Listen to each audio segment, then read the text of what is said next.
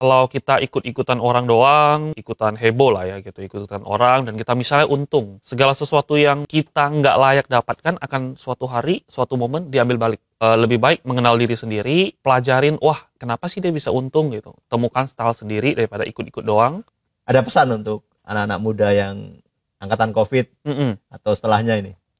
Angkatan COVID, sekarang mungkin banyak angkatan baru ya. Nggak tahu ini sebutan angkatan apa. Pesan itu yang paling penting mengetahui diri sendiri ya.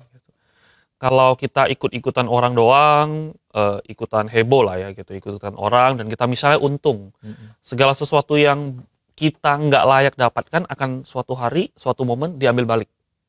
Menurut saya seperti gitu. Jadi lebih baik mengenal diri sendiri, pelajarin, wah kenapa sih dia bisa untung gitu. Temukan style sendiri daripada ikut-ikut doang. Ikutan, malahan sekarang momen-momen yang bahaya kayak gitu. Momen-momen bahaya dalam artian apa?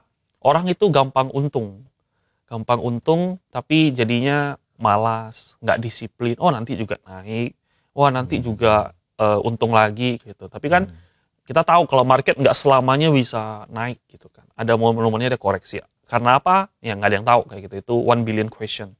Tapi kalau misalnya itu terjadi, kalau kamu nggak disiplin, segala macam, ya ke wipe out semuanya, semua akan hilang. Semua kerja usahamu sia-sia, dan nanti malah ujung-ujungnya nyalain gitu kan. Kayak dulu kan COVID, pas orang trading untung, pas rugi, ujung-ujungnya nyalain. Wah, saham itu judi, saham itu ini, saham itu. Padahal behavior mereka yang memperlakukan itu judi. Jadi penting untuk mengenali diri sendiri. Jadi apa yang kita dapat, untung yang kita dapat itu kita layak. Jadi seperti gitu. Kalau di capital market kan ada aliran investor yang fundamental, ada yang scalper, ada trader. Masuk mana berarti? Saya kombinasi antara trader sama scalper kali ya. Lebih pendek ya? Iya, saya sebutnya looping gitu ya. Jadi looping loncat lah, kita loncat ke satu tempat lain kayak gitu. Jadi dulu saya pernah masain momen itu trader berapa tik TP gitu. Ujung-ujungnya kurang maksimal dan capek. Nah, makanya terus saya berubah ke oke, momentumnya lagi kuat di sini, saya tembak gede, diem. Ikut, nggak kuat saya buang, baru saya pindahin lagi gitu. Jadi loopingnya seperti itu. Berarti nggak mengidolakan kayak Warren Buffett gitu, nggak mengidolakan dong?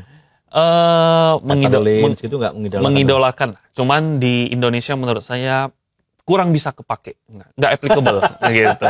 Kurang bisa kepake. Dia protes ini. Banyak yang protes ini. Iya, pendapat pribadi. Kurang applicable lah gitu di Indonesia. Karena investor kita belum mature ya gitu. Kalau misalnya suatu kayak di US, 90% kan rakyatnya udah invest. Artinya ada company bagus, mereka sama-sama bisa beli gitu kan, company ini bagus. Dan harganya ya mungkin bisa mengikuti dengan fundamentalnya. Tapi kalau di Indonesia rata-rata yang mengapresiasi sahamnya itu kan ya ownernya itu sendiri. Makanya dari itu kepentingan dia, ownernya, dan investor retail kita kan masih sangat dikit ya. Jadi supply semua dikontrol sama ownernya. Jadi mau nggak mau kita ikut owner. Makanya dari itu menurut saya belum waktunya lah gitu. Tapi akan menuju ke sana lah. Kalau semakin banyak retail ya, betul. Ya. Tapi kalau pas banyak retail udah nge-invest di Indonesia, artinya bursa saham udah nggak 8.000. Nah, mungkin udah 36.000 kata Pak Purbaya. Ya kan? Nah, jadi sekarang momen-momen yang bagus lah untuk kita ngikutin kan, karena masih lahan basah kan enak kita untuk ngegarap kayak gitu. Berarti kalau saya boleh simpulkan ya, malah justru jarang masuk ke saham-saham blue chip ya. Blue chip ya? Jarang ya? Karena brand blue chip. Ya belakangan aja nih. Iya, brand blue chip. Tapi kalau blue chip in terms of banking nggak pernah. Nggak pernah? Saya nggak pernah beli banking sedikit pun. Oh, kenapa? Gainnya nggak seksi ya. Seksi ya? Gainnya kurang seksi kayak gitu. Termasuk yang digital? Dulu seksi dong. Ikut Breeze, Agro gitu, dulu ngikut kayak gitu. Cuma itu masih awal-awal lah, ikut doang gitu. Itu untung banyak, hilang juga kayak gitu. Jadi ya ngikut lah waktu itu. Tapi kalau banking big banks enggak. Gitu. Kalau menurut prediksi Bro Hengki, kira-kira mau kemana nih IHSG nih? Atau saham-saham kita nih? Saham-saham kita ya, konglomerasi sih palingan ngikut aja lah ya gitu. So far sih masih bagus, banking masih di harga bawah ya. Jadi kalau misalnya asingnya udah mulai melirik banking kita, seharusnya IHSG bisa lebih dorong lagi. Meskipun nggak ikut-ikutan masuk. Nggak ikut. Saya milih saham konglomerasi.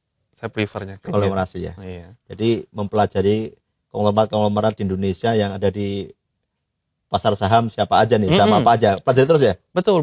Pelajarin terus dan lihatin pergerakan konglomerasinya gitu. Kayak tahun-tahun pas awal-awal COVID kan juga konglomerasi LIPO, MLPL, MPPA gitu kan. Itu kan juga luar biasa, itu dari 50 ke 1000 gitu. Itu saya nggak begitu menikmati karena masih awal-awal belajar ya gitu kan. Jadi kok naik terus kayak gitu kan, saya juga bingung gitu. Ternyata setelah pelajarin, makanya Pak PP punya saham, saya bilang, saya nggak boleh miss nih gitu kan. Ini ada kesempatan saya harus hajar. Terus Pak PP, setelah Pak PP, masuklah ke saham Bakri, karena saham-saham Bakri, sahamnya Dewa, Bumi, BRMS, Energi itu dari 50 bangkit. Dari Gocap ya? Iya, dari Gocap bangkit loh. Udah. Kok bangkit gitu loh, maksudnya nggak masuk akal. Kalau misalnya jelek, nggak ada kepentingan, ya udah tidur aja gitu, ngapain bangkit gitu. Jadi mulai dari sana, saya pelajarin. Makanya 2 konglomerasi ini, saya wajib ada kayak gitu, main terus-terusan. Berarti wajib ucapan terima kasih ke Bakri sama ke Pak Betul, PP. Betul. Thank you. Thank you telah mengubah hidup saya. Mengubah hidup ya? Iya, mengubah hidup. Banyak orang hidupnya berubah kan karena saham-saham beliau kayak gitu. Iya.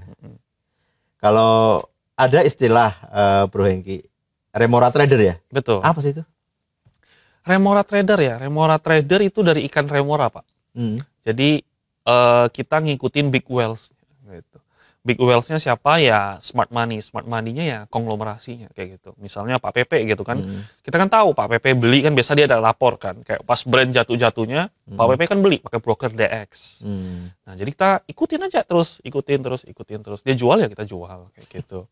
Jadi benar-benar kita makan makanan sisaan dari para whales-nya, yaitu ya Pak PP, Pak Bakri, seperti ikan besarnya gitu ya. Ikan besarnya, karena dia yang punya kekuatan untuk bergerak melawan arus pun dia kuat kayak gitu, karena dia kan besar kan. Sedangkan saya sebagai retail biasa gitu kan, bukan siapa-siapa, yang ngikut aja. Gitu. Daripada saya kelelep ombak gitu kan. Kalau misalnya banking gitu, banking bagus nggak bagus gitu. Cuman kan kalau saya beli banking, ya saya nggak bisa perform kayak gitu tahun ini. Mau nggak mau, karena kalau kita cek rata-rata reksadana itu nggak perform karena kebanyakan pegang banking gitu. Karena shifting lah, ini suatu anomali kayak gitu. Jadi mau nggak mau ya saya harus shifting juga. Gitu. Menarik banget sih.